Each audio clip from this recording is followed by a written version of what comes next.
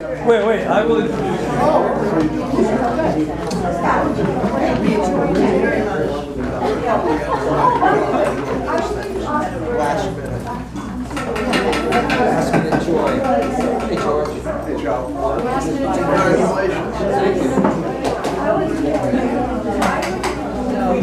Hello, everybody.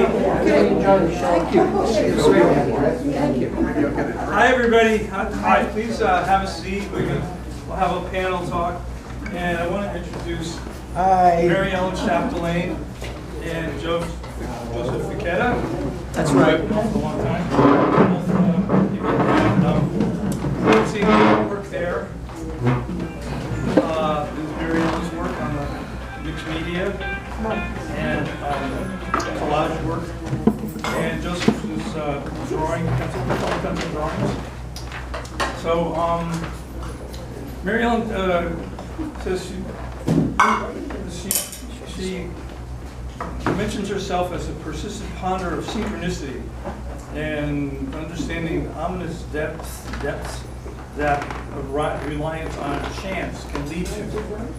So I will let her explain that. If anyone has any questions, bring them up, but let her complete her talk as much as possible. And Joseph also works with abstract interpretations of esoteric processes of reproduction and other sort of human situations and conditions. So go ahead if you would like to speak. Okay. Okay. So can everyone hear me? Yeah. What? Thank you, Armando. I've never done this before, so you have to understand I've never done this before. If I have a piano and a microphone, I might feel more comfortable, but I don't. So I am an I Ching lover, and just briefly, if you don't know what it is, it's a very old oracle, the oldest in the world. It's been active for over 3,000 years. It has been translated many times. There are many versions of it. It was written in bits and pieces over a very long period of time. So to make a long story short, it is considered to be very difficult to understand, full of quirky, strange things, like the bird left the nest, but the hawk flies high into the mulberry bush. So there's your answer, right? And so you're like supposed to figure out what to do next when you get stuff like that. And so I became fascinated with the book when I was quite young. I was a teenager, in fact, when I got my hands on my first I Ching, and at the same time I was studying philosophy and history and psychology in school, and I became also fascinated with Carl Jung, who basically coined, or claims to have coined, the term synchronicity, right? So we know what synchronicity is. Tell me if you don't know what synchronicity is. Everybody knows what that is. We have an idea what it is. Yeah, okay, so that's all we have. We have ideas of what it is. Yeah. However, we also have experiences of what it is, which is vastly different than the idea of what it is. The ideas get very long and complicated and very hard to understand. The experience is very simple, primary, direct. It just happened. Like, you know, I have a friend who had a panic attack one day, and at the same instant he had the panic attack, Stravinsky's Firebird came on really loud, and it was perfect. And it's synchronicity. So, so these two things kind of synergized in my mind, Jung and the I Ching, because the I Ching relies on chance to get answers. I always wanted answers because I have a degree in philosophy, and philosophy is all about asking questions. And I knew I didn't know anything. I've never known anything, and I still know very little. So, to move forward rapidly, I hope, I studied the I Ching for about 40 years. I've got at least, I don't know, I have 25 or 30 different versions of it. I've read through all of them. I don't use a Wilhelm Baines version. I don't like the German translations. I found this amazing scholar, Stephen Karcher, who had studied the I Ching in depth and who understood a lot about the evolution of the moving lines, the wings, they call it. And so I started thinking it might be fun to just randomly create art. I would throw a hexagram and I would start seeing colors and shapes. And I thought, I wonder if these colors and shapes have anything to do with my answer. And so in the beginning, I created random shapes, and the random shapes were created by putting paint on a medium, then covering the medium and getting a rolling pin or a rock out, which I would squish like crazy, and then I would pull it apart and I would go, oh, look at this. This is a Rorschach test. So at first I thought of it as a Rorschach, and then the more I did it, the more I realized that yes, it is a Rorschach test. Everything you see is coming out of you. It's not really on the paper, it's your own mind telling you what it is. And so from there, I started adding imagery, collage work. I started making all kinds of things to put on my images in order to synergize what is in the book in front of me and what's coming out of my mind. And oftentimes I found it was extremely precise. It kind of blew my mind, actually. So what I started doing was reading the hexagrams over and over again, and this imagery would just start kind of popping into my head. And the better the image, the bigger the pop, if you know what I mean. If you've ever been even remotely inspired by something, you know what big pops are. Something just emerges full Monty, right into your head, and go, oh yes, okay, so that's what I have to do next. So I just started building these things based on the hexagrams that I was receiving as answers, and of course, and they would take months. It took me months to do each one of them, and I don't work for hours and hours every day. I work for maybe an hour, maybe two at the most.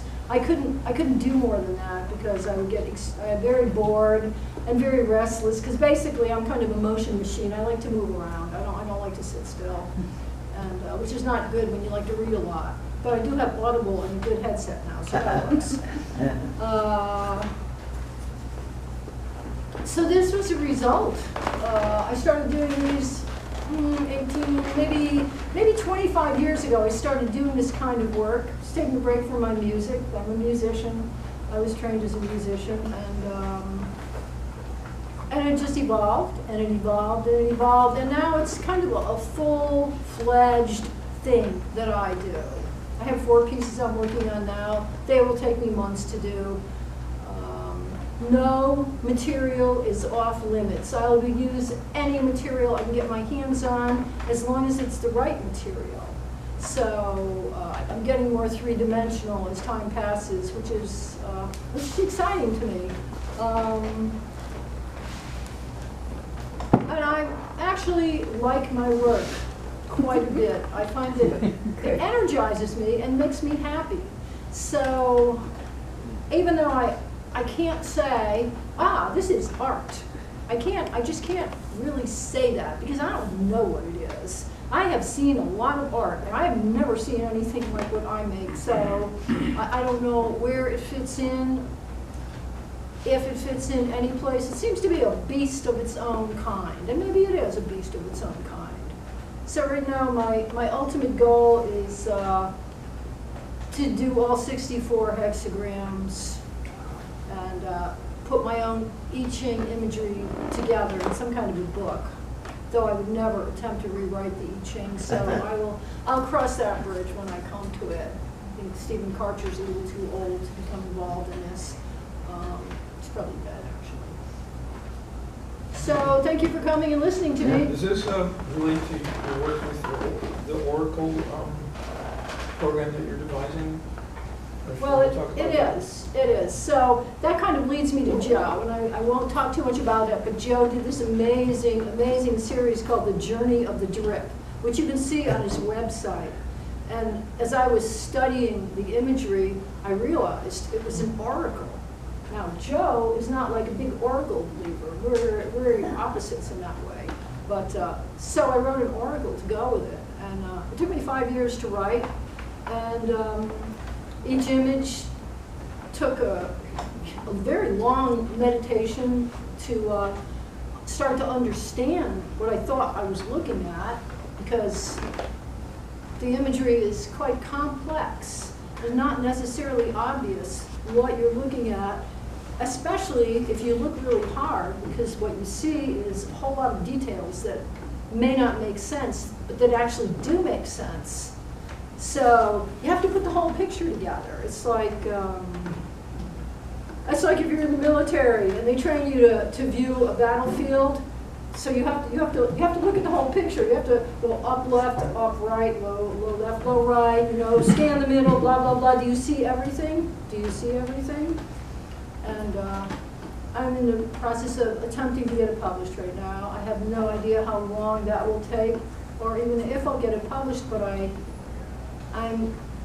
believe it has value only because I've tried to disregard it so many times, and every time I've tried to disregard it, I would kind of go back to it and ask a question, and the answers were so dead right on that I said, okay, this is a real article.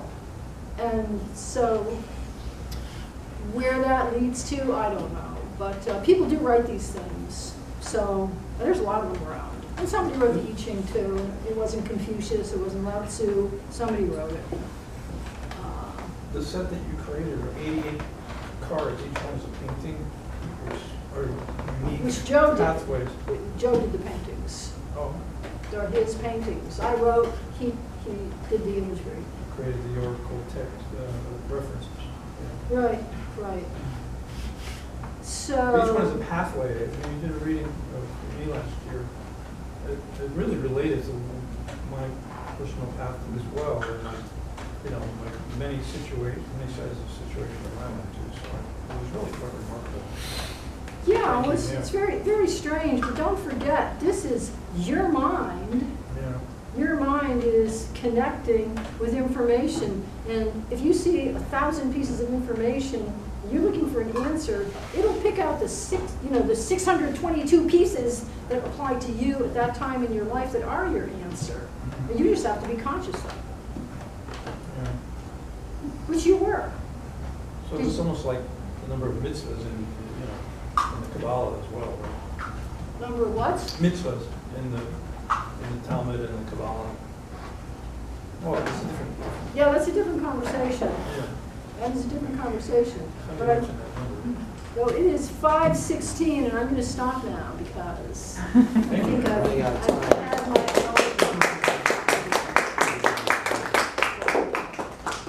Yeah. Anyone else have questions or anything? You seem to like the bright yellow-orange color. It seems a piece of that in almost all of your work. Is there any inclination towards that color?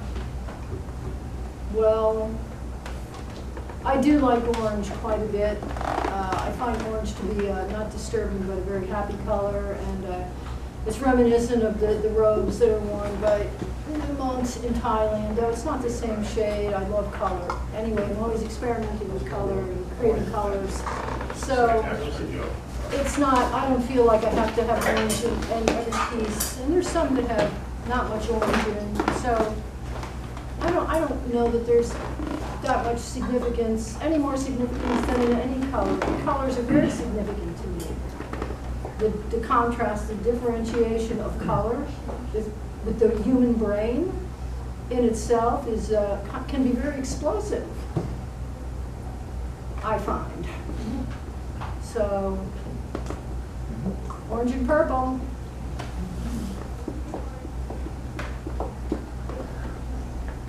Thank you. I have a question. How do you determine a right material? Like, if the piece wants that material and you don't like it, and vice versa, you like material but it doesn't quite work in the piece.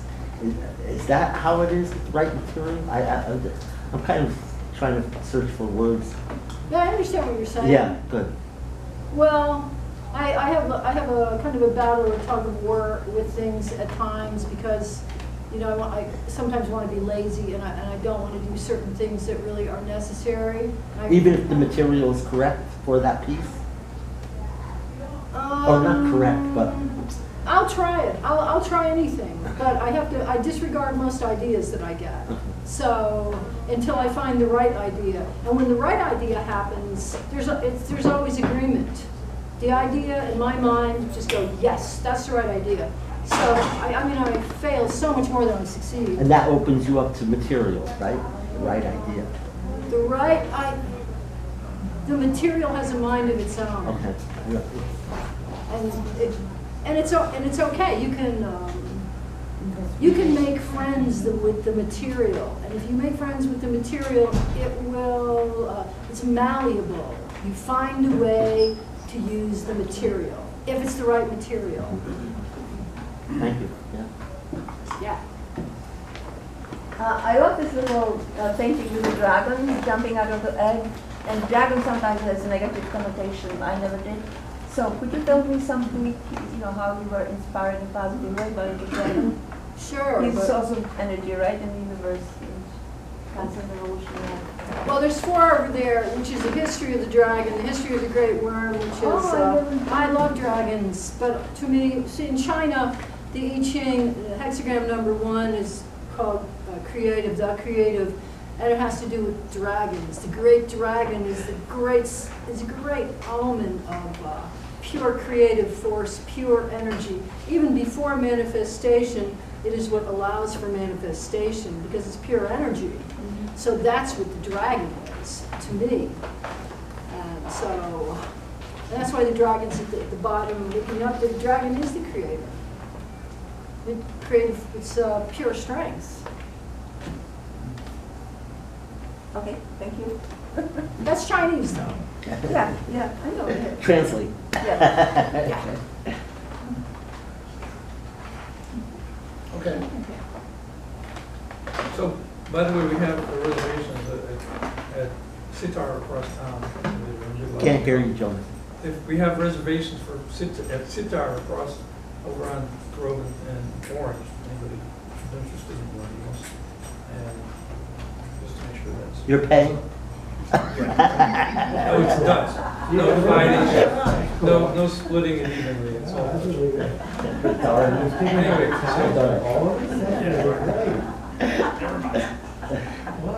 so Joseph, what? Well, I'd like to start by reading a poem from a book of poems I'm writing about beer. Beer? Yes, about beer. Bud Light? Beer is my art form. It's my ultimate escape from the social norm. Beer helps me liberate the innate artistry in my brain and helps me stay functionally insane. Unlike the sexually frustrated Vincent van Gogh, who very obviously didn't know, that beer is so much more superior than wine. If Van Gogh drank beer, he would have been just fine. Producing vast amounts of artwork till he was old, and living long enough to witness his work being sold, forever increasing prices. This would have enabled him to avoid his early midlife crisis. He might have even grown a Victorian mustache that curled as he contributed ever more artwork to the art world. It's possible he could have evolved into being one of the world's first New Age persons, immune to any negative art situations as it worsens. All this could have been possible if Vincent drank the heavenly ale. He could have even been one of those artists that never fail at any piece of artwork they fabricate. His beer-enhanced artistic powers making his art impossible to imitate. At least, and alas, his art making could have been a lot more fun if he just drank beer while painting in the sun.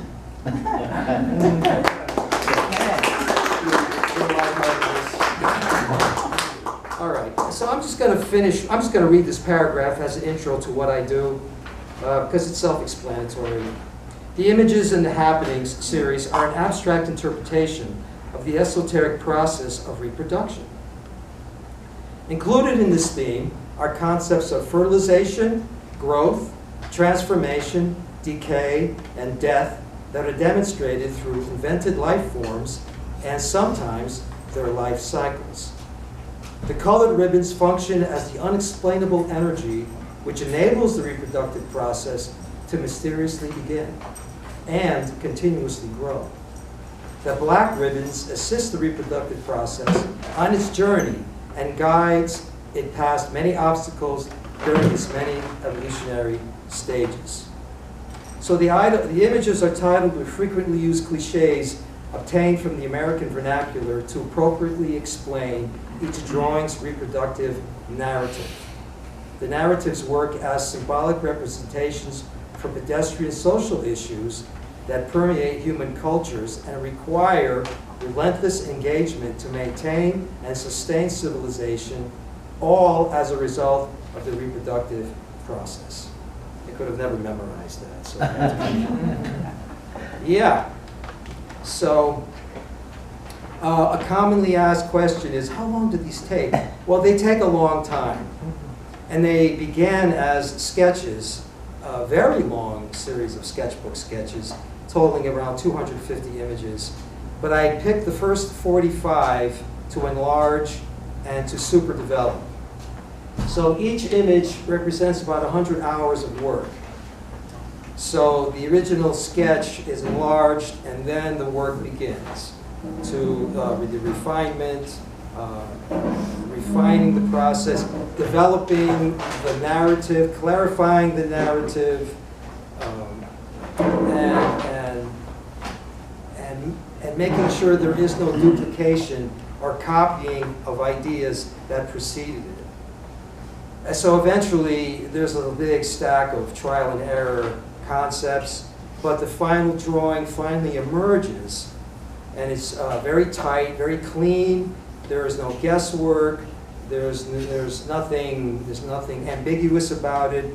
The narrative is clarified, and then the next step is to just color it in and texturize it.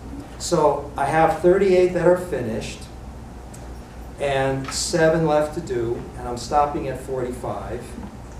And the reason I'm stopping at 45 is because if they get in a gallery, and they will get in a gallery in New York, in a very good gallery in New York, another angle to make money is to have them all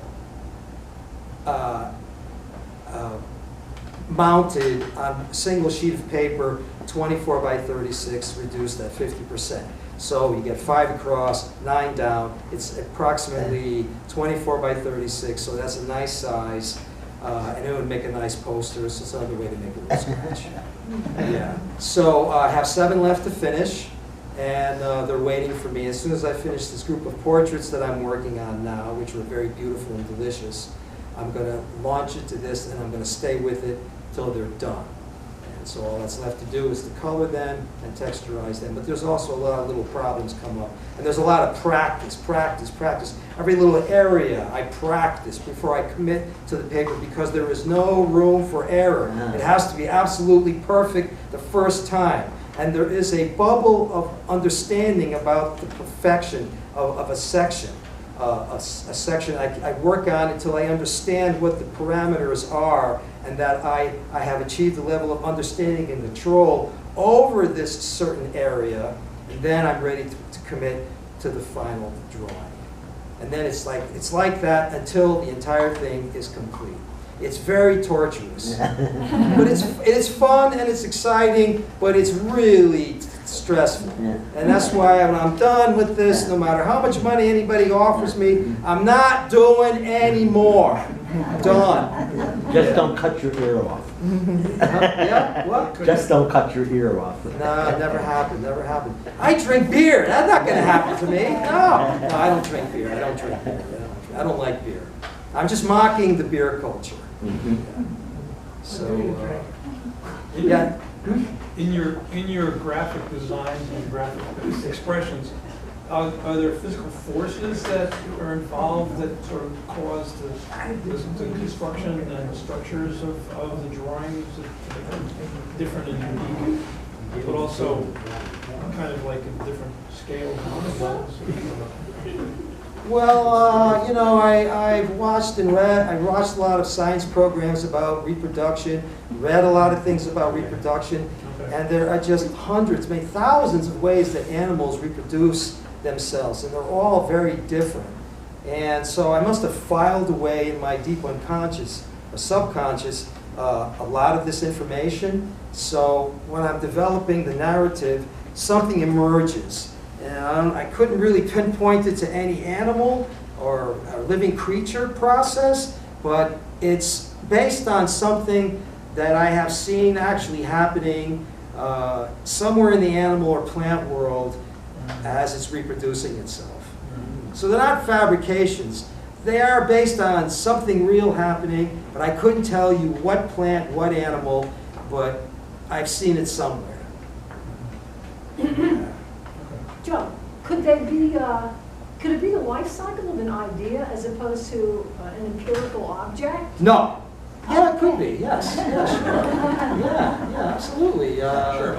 Life cycle of an idea. These are all these ideas have a life cycle. They are born, and when they're complete, they're kind of dead. They're not. They're just a fossil. They're a byproduct of the process. The process is no longer active with them. Yeah. So you can say that they were only alive as I was working on them, intellectually and physically. The fossils, they're all... Yeah, they're like fossils. They're artifacts. Yeah, yeah. I think. Don't quote me on that. There's a lot to quote. Those pencils, excuse me, with the color, is that pencil watercolor? Colored pencil. Yeah. Must be really good quality. Yeah, they're good colored pencils. They're solid pigment colored pencils. I go through a lot of colored pencils. Yeah. They begin with just my glasses on, but the refinement process requires a magnifying glass. So I have a light with a magnifying glass combination, and like to fill in a black line, I don't need to look at a magnifying glass. But when I get close to the edge, I really need that magnifying glass. So there's a lot of time spent looking through the magnifying glass. Yeah, that's another part of that's also very tiring. Because my head's a certain way, and I got to hold it a certain distance. And, yeah. You could mention your website, and speaking of looking through magnifying glass, and the sense of all the panorama of human conditions and situations that you depict in the different series that you have on your website as well. So this being one of those series, Yeah. it's happening, but There's 25 of these on my website. Yeah. Yeah. They look really good. Mention the name too. It's AddalineDesign.com. AddalineE design.com. There's a lot on there, and I generally work in book form. And actually, when I'm really done with the 45, I'm going to write poetry. Not beer poetry. I'm going to write poetry about these like 6-line rhyming couplets. I kind of have a skill for that. So actually, still another thing left to do when they're done, but I don't want to do that until the images are done. The smaller images in the sketchbooks, which are actually very, very finished, the first 45 were very rough. And after that, they got very refined. And so I've already begun writing poetry to those. But because of my commitment to these, I couldn't really devote the time necessary to finish the poetry. But I will. Once these are done, the visual aspect is done, I'll write the poetry, then I'll produce a nice book, and it'll end up on the New York Times bestseller list. Yeah. Why not? It's helping to other schmucks, why should it happen to me? Right? right? I'm happy to be your web designer too. Oh, yeah, John has designed my website, maintains my website.